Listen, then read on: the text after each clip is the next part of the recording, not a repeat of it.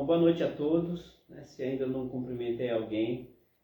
Hoje, Atos para os nossos dias, vamos falar sobre algo muito importante. É claro, sempre é importante a gente estudar a palavra. Mas depois da conversão de Saulo,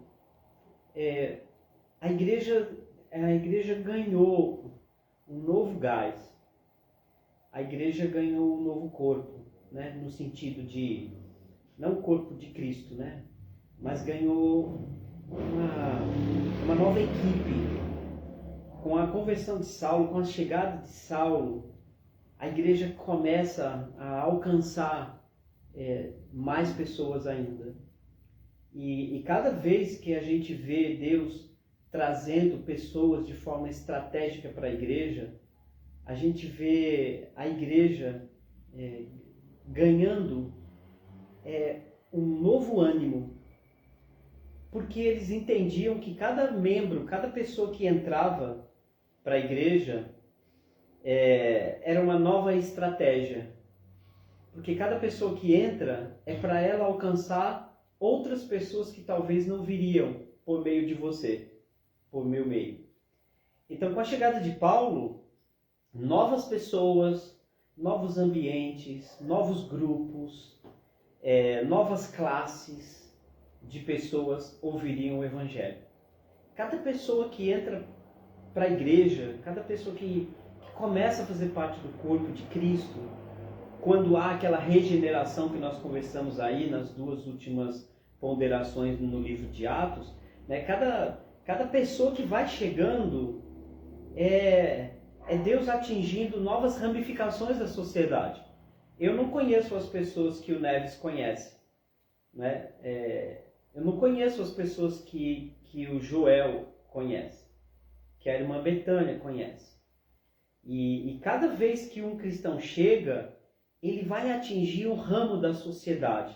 E era assim no Novo Testamento. A chegada de um irmão, o batismo de um novo irmão, de uma nova irmã, é Deus atingindo pessoas através da gente que talvez não seriam atingidas se você não estivesse no corpo de Cristo. Já que nós estamos entendendo que a pregação do Evangelho era urgência para todos os cristãos do primeiro século. E a pregação do Evangelho, ela tem que ser a urgência da igreja. Então, para nós foi muito importante. E a semana passada, na lição 16, cujo título, né, nós colocamos como Ele não Jesus, era o fato da igreja, através de Ananias, por exemplo, recusar Paulo. Inicialmente, o próprio Ananias disse: mas Senhor, Saulo, esse que tem perseguido e assolado a igreja, ele não, Senhor, né? Claro que essa frase não está escrita na Bíblia, mas dá para se entender muito bem que era difícil para aqueles irmãos aceitarem Saulo. E nós entendemos também que é uma lição para nós hoje. Nós não podemos recusar ninguém que é candidato ao reino de Deus. E quem não está com a gente é candidato ao reino de Deus. Não importa o seu histórico, não importa absolutamente nada. Nada que a pessoa fez, nada que a pessoa tem ou deixa de ter, nenhuma característica física, nenhum passado tenebroso deve impedir a gente de olhar para aquela pessoa como um candidato para o reino de Deus. E foi assim que nós conversamos na semana passada, com aquela frase de Ananias em relação a Paulo. E nós estamos percebendo aqui no livro de Atos que muitas coisas estão acontecendo que para nós que estamos lendo Atos, a gente tem a impressão de que a igreja estava crescendo assustadoramente. Não assustadoramente para um cristão, mas a igreja crescia assustadoramente para o mundo, não é? E é muito importante que a gente entenda que isso precisa acontecer hoje, né? Tudo que a gente está vendo no livro de Atos. E hoje, finalizando o capítulo 9, né, a partir do versículo 20, eu denominei nossas ponderações hoje em torno de de um assunto muito importante, que lição 17 de Atos para os nossos dias, hoje o nosso tema será a igreja não tem descanso. Né? A igreja não tem descanso. E a gente vai trabalhar muito nisso. E nós percebemos isso. A igreja não para. Né? A igreja não para. A igreja não tem descanso. E os irmãos vão entender hoje essas ponderações. Atos capítulo 9, vamos ler hoje a partir do versículo 20. Mas antes disso, eu tenho algumas colocações importantes para todos vocês, que eu considero essencial para a gente estar aberto para o final do capítulo 9. Já entendemos na semana passada a chegada de Saulo, né? A importância de que Filipe pregou para o eunuco, Saulo foi contato direto de Jesus, e eu gosto quando o Avaí lembra, né, de que a gente vem falando desde o início, né, que na verdade esses são os atos de Jesus Cristo, porque o Senhor Jesus, muito atuante, junto com o Espírito Santo, enviando o Espírito Santo, colocando os cristãos para pregar, ele é o motivo da pregação, ele é o nome a ser pregado, e quando as pessoas se recusam, né, ou não tem coragem de chegar até alguém, o próprio Jesus chega. E isso é um sinal muito importante.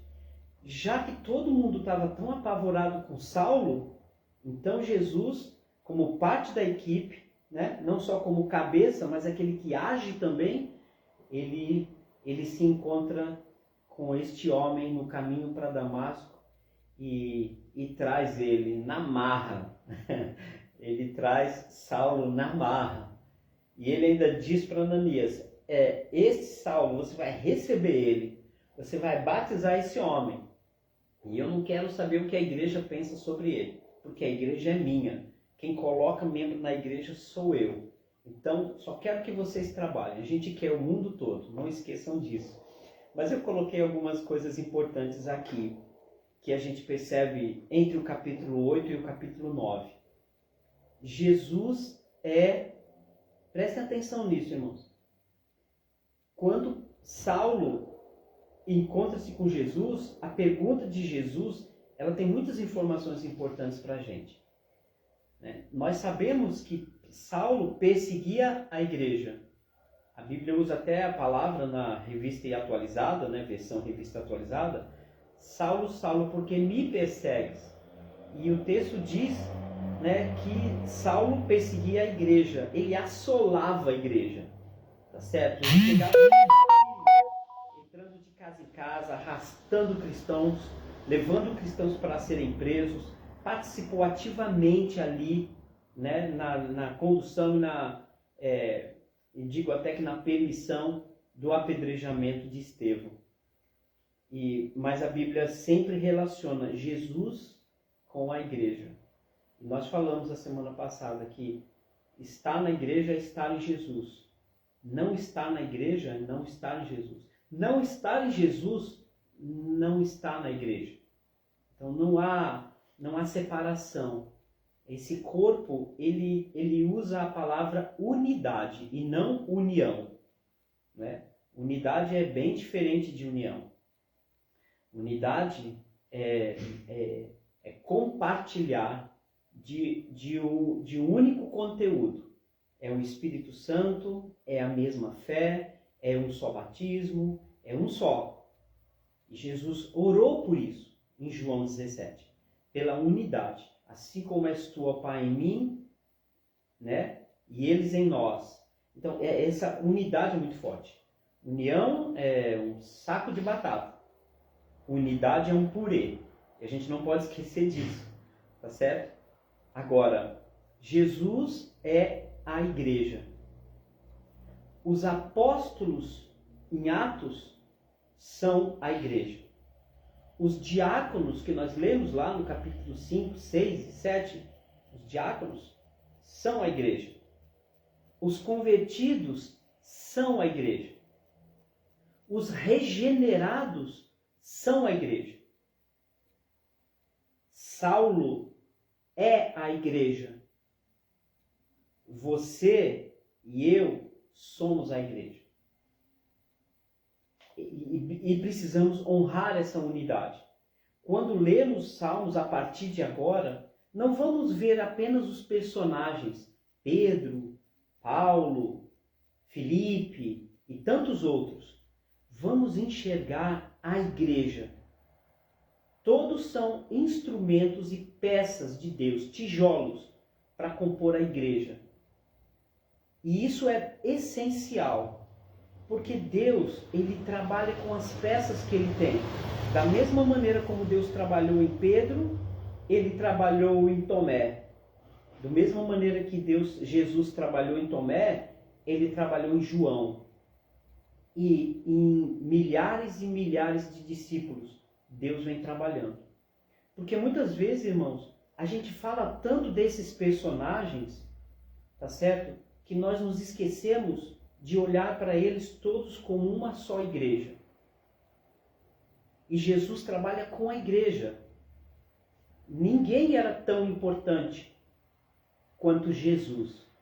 E nós precisamos lembrar disso nas nossas mensagens. Tá certo? E enxergar o irmão como a igreja.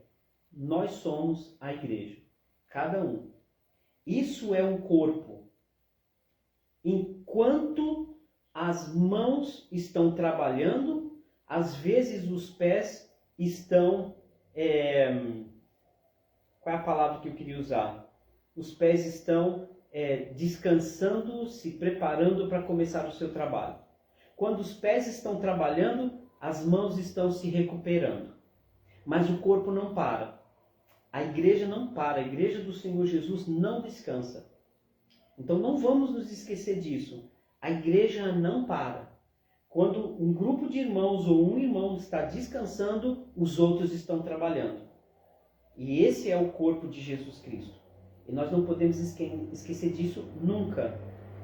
Após as tentações, os desafios, vem a vitória.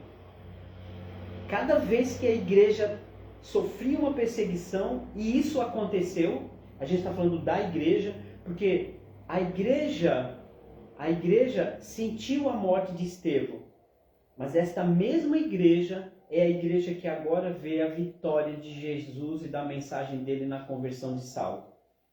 E olha só como Deus vem trabalhando. A igreja fortalecida, morre Estevão. A igreja estremeceu? Pode até ser que muitos membros tenham ficado apreensivos, mas logo em seguida Jesus traz a vitória, que é um renovo. Por isso que eu disse no início, cada cristão que chega na igreja é um renovo. É para a gente começar tudo de novo e restaurarmos a nosso ânimo, nossa alegria e começarmos tudo de novo. E toda vez que a igreja é perseguida, não só no livro de Atos, mas nos nossos dias de hoje, é para nos renovarmos. Sempre as perseguições, as angústias, as dificuldades que nós enfrentamos, sempre vêm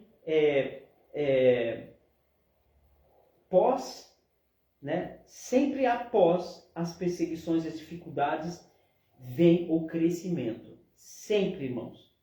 Eu queria que um irmão, por favor, lesse para a gente 1 Pedro capítulo 5, versículo 10. Só para a gente fechar essa introdução antes da gente começar a ler Atos 9, a partir do versículo 20.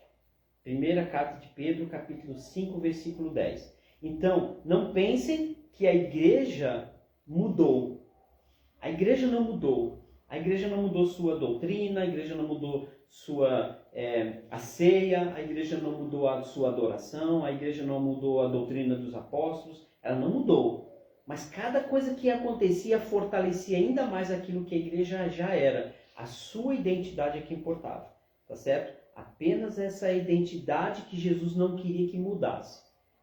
Quem achou pode ler para a gente, por favor? Por favor.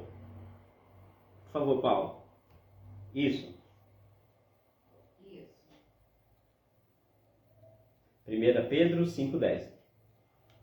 Nos chamou para a sua glória, eterna em Cristo Jesus, depois de terem sofrido durante um pouco de tempo, vos restaurará, vos confirmará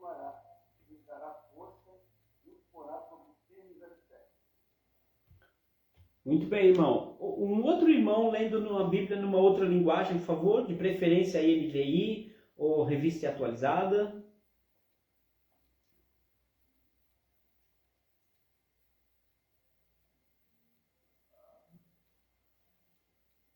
Alguém? Pode ler, por favor, bem alto, Chile, por favor. Está baixinho o seu som. Ora, o Deus de toda graça, que em Cristo vos chamou à sua eterna glória, depois de ter sofrido por um pouco, Ele mesmo vos há de aperfeiçoar, firmar, fortificar e fundamentar. Obrigado, Chico, obrigado. Ele mesmo vos há de aperfeiçoar, fundamentar, firmar. Olha que coisa incrível. E é isso que acontece aqui no livro de Atos. Cada vez que a gente consegue, que a gente percebe na história dos nossos irmãos, nós trazemos para o dia de hoje e entendemos que sempre, a cada dificuldade, a igreja que mantém a sua identidade, ela se fortalece e se fundamenta ainda mais na rocha. E a gente não pode esquecer disso de forma alguma, não é? Então, essa é a proposta de Deus. E a gente vê isso. A perseguição da igreja, Saulo assolando a igreja, só que Deus vem e através das conversões, Deus vai trazendo uma nova fase para a igreja.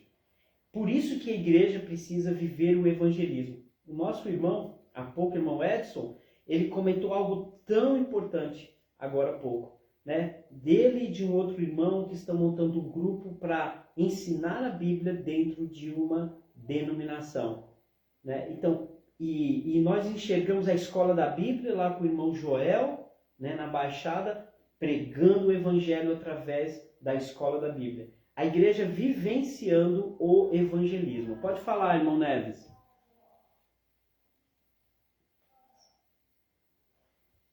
Depois que ele se torna Paulo, né, e vira missionário, né, e vai fazer as viagens, vai fazer a pregação, ele dá exatamente esse conceito que você acabou de passar, né?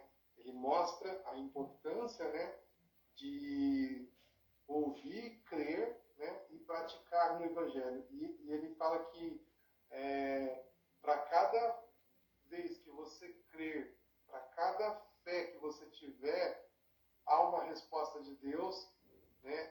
E você adquire um conhecimento, uma maturidade, uma esperança, um amor, e isso te fortalece para buscar uma nova fé, um novo conhecimento, né? E aí ele vai trazendo essa mensagem, né, para os romanos, né? Mostrando, basicamente, ele está falando da vida dele, do que aconteceu com ele, né, em outras palavras, né? Mas é bem isso que você acabou de dizer, né?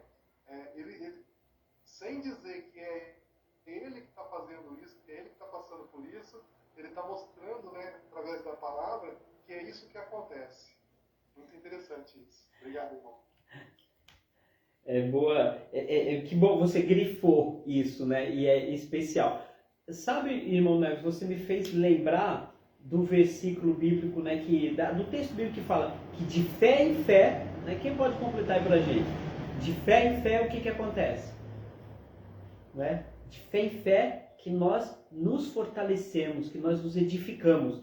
E imagine, irmão, que nós temos, levando para um bom sentido, imagine que nós temos algo que toda vez que alguém é convertido, que alguém é regenerado, é como se a fé fosse se espalhando.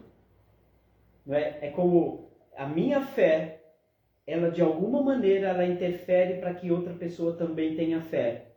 E aquela pessoa vai interferir que outra tenha fé. E essa fé não sai de mim, mas ela permanece em mim, mas está em você também. Paulo é mais uma pessoa que pegou o bastão da fé. E a igreja vai passando esse bastão da fé, de fé em fé, e o evangelho não morre. E o evangelho não morre. De fé em fé. Cada pessoa que alcança o reino de Deus, cada pessoa que nasce de novo, e que nasce da água e do Espírito, é uma nova fé brotando e uma semente que não morre. De fé em fé. E o evangelismo, no livro de Atos, é uma obra direta de Jesus Cristo. É em nome de Jesus que eles são batizados.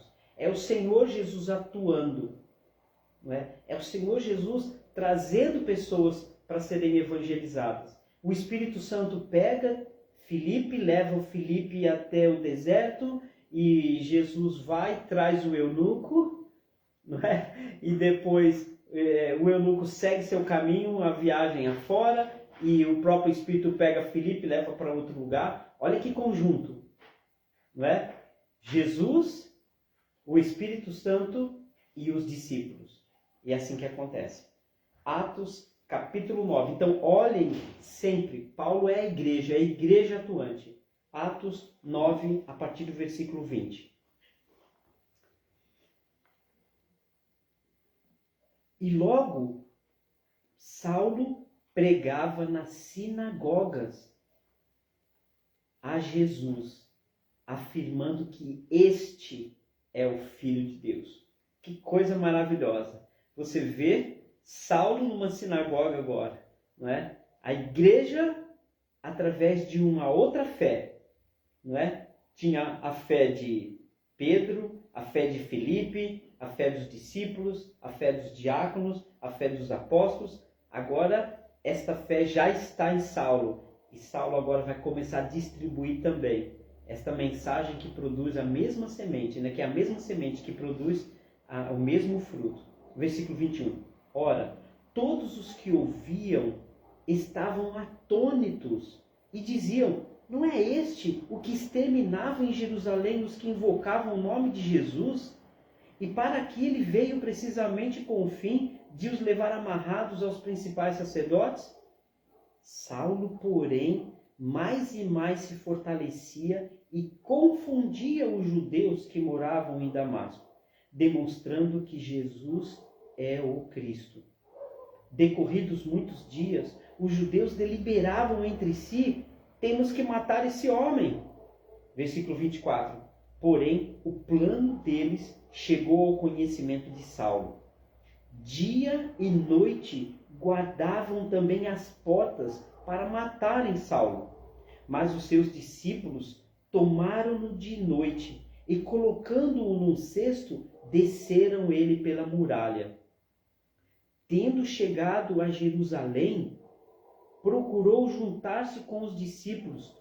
Todos, porém, o temiam, não acreditando que ele fosse discípulo.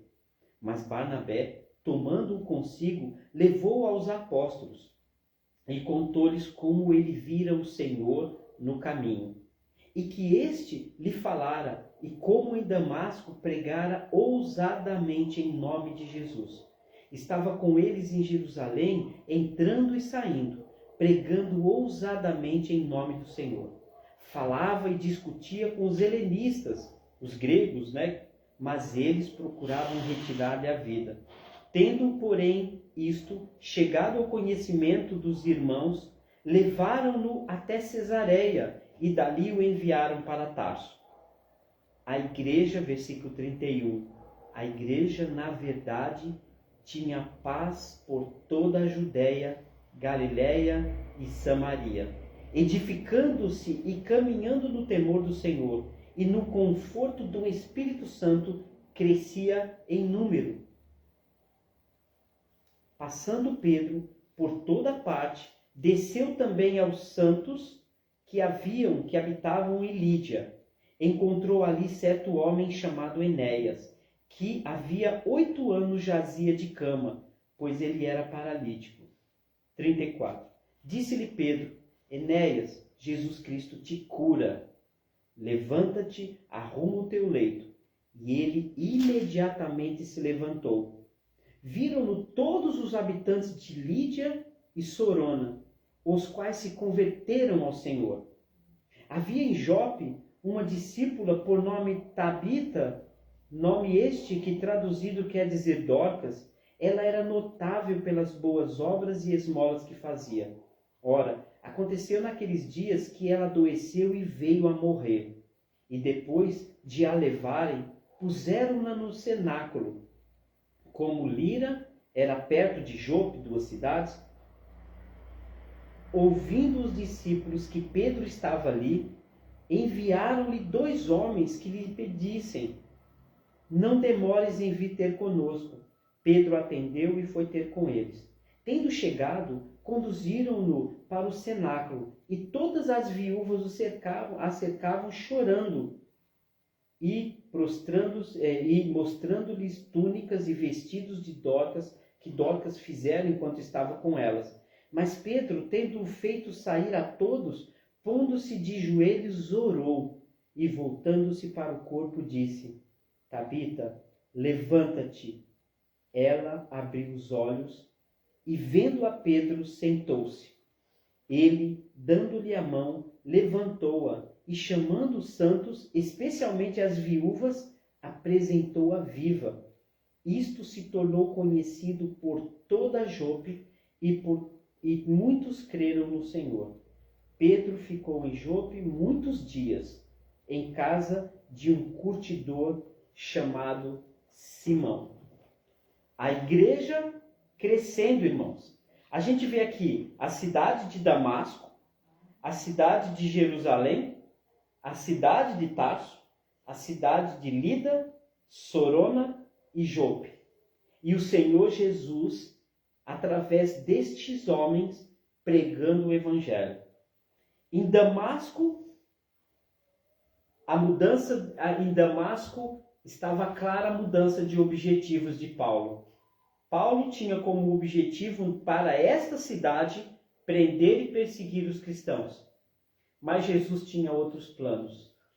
Jesus queria que aquele que era para causar mortes e prisões, agora era para ele fazer com que aquelas pessoas conhecessem o Evangelho de Jesus. Então Damasco simplesmente mudou de objetivo. Versículo 20 e 21. Em Jerusalém, os objetivos dos homens eram prender e matar Saulo. Mas Deus tinha outros objetivos para Saulo.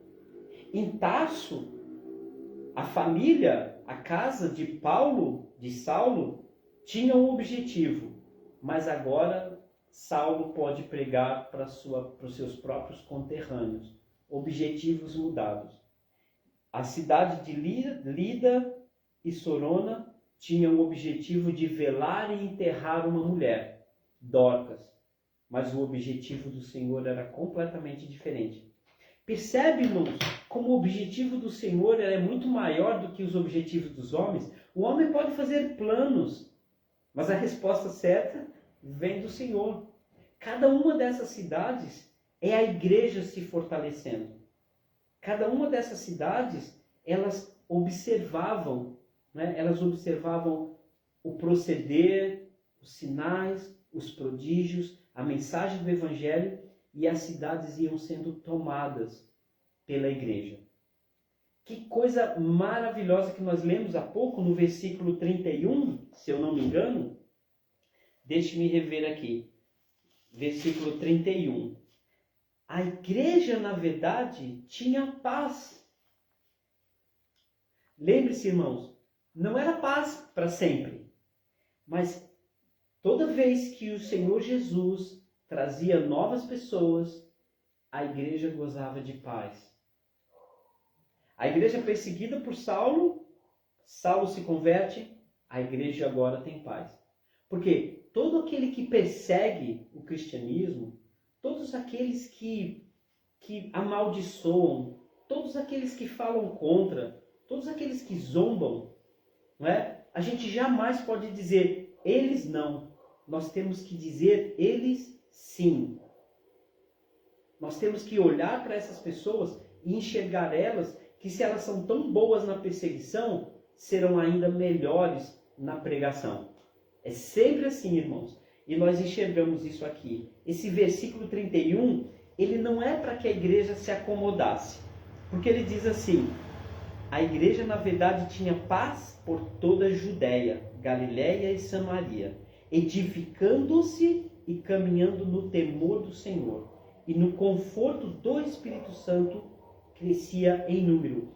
Nós nos enganamos quando pensamos que essa paz era a ausência de guerra, a ausência de perseguição.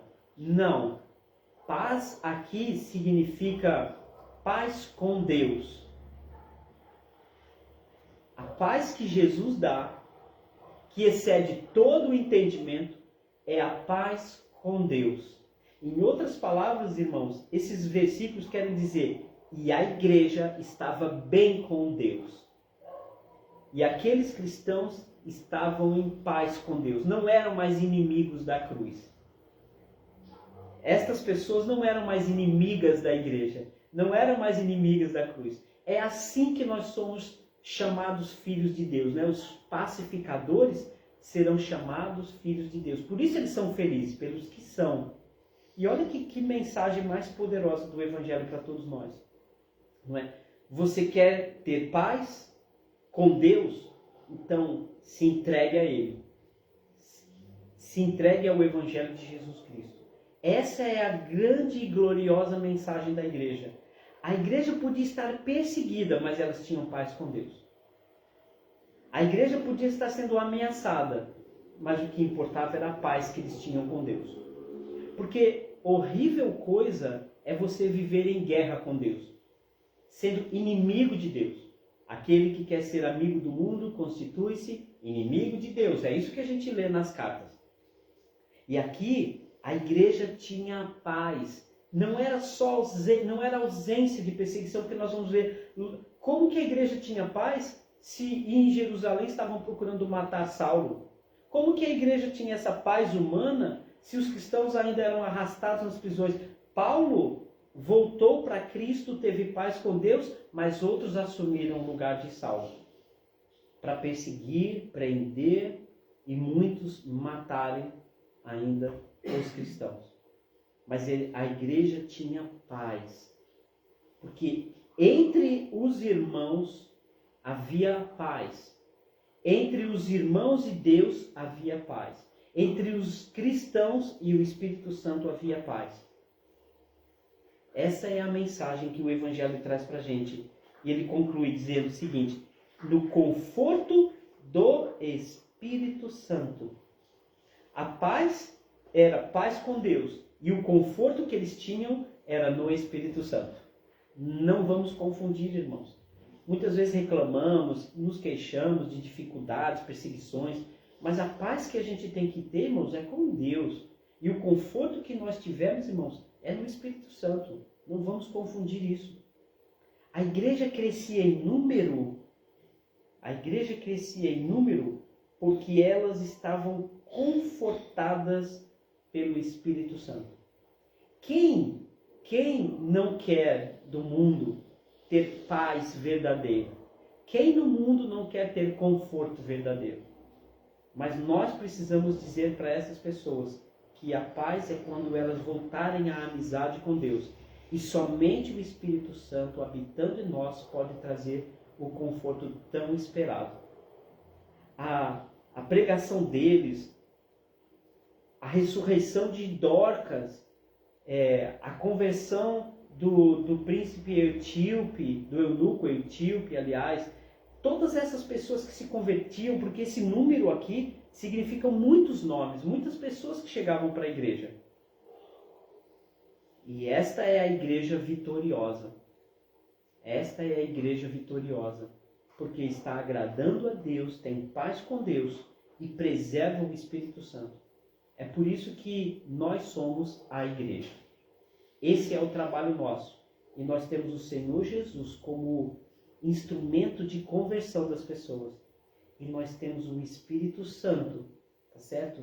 Que vai nos levar, nos conduzir no lugar certo, na hora certa, para as pessoas que estão sedentas do Evangelho de Jesus Cristo. E que a gente jamais se esqueça de que a igreja não descansa, como falei no início. A igreja não tem descanso. Quando a mão está trabalhando, os pés estão se recompondo. Quando os pés estão trabalhando, as mãos estão se recompondo. Mas o corpo nunca para. Espero que isso, irmãos, mexa com as nossas vidas, porque podem nos chamar do que quiserem. As pessoas já não entendem. As pessoas que não têm paz com Deus e que não têm o conforto do Espírito Santo, não podem compreender o que a igreja vive, o que nós vivemos. Mas nós é quem precisamos viver nessa esfera de evangelismo, de pregação, de uma igreja que não descansa. Cada membro que chega na igreja de Jesus, assim como Saulo, homem como eu e você, e segundo ele um dos principais pecadores, imediatamente se batizou, se alimentou, cheio do Espírito Santo, logo no versículo 20 saiu pregando em todos os lugares. E por que esse fogo se apaga hoje da igreja? Por que as pessoas não saem do batismo correndo para falar de Jesus para outras pessoas? Sabe, irmãos, Atos não é uma página morta da Bíblia. Atos é só para a gente enxergar que o caminho que eles perseguiram também é o nosso caminho. E que o Senhor Jesus nos dê força para a gente continuar pregando contra todos os demônios que nos cercam, contra todas as privações, sem reclamar, sem pedir a Deus para aliviar a nossa barra. Não, pedir coragem para o Senhor, sem desculpas, pregar o Evangelho de Deus, porque a igreja do Senhor não descansa. Se a gente pegar o versículo capítulo 9, quantas cidades eles iam, sabe? Eles saem de Jerusalém, Paulo vai para Damasco, depois ele vai para Cesareia, depois ele vai para Jope, depois vai para Galiléia. Ele não para. Igreja não descansa, irmãos. Não existe a palavra descanso para a igreja. Não existe. A não ser quando o Senhor Jesus vier e buscar a sua noiva para uma lua de mel eterna. A palavra para os irmãos, para perguntas e comentários, se houver. Um grande abraço e obrigado pela oportunidade. Dani, por favor, Dani, fala para a gente.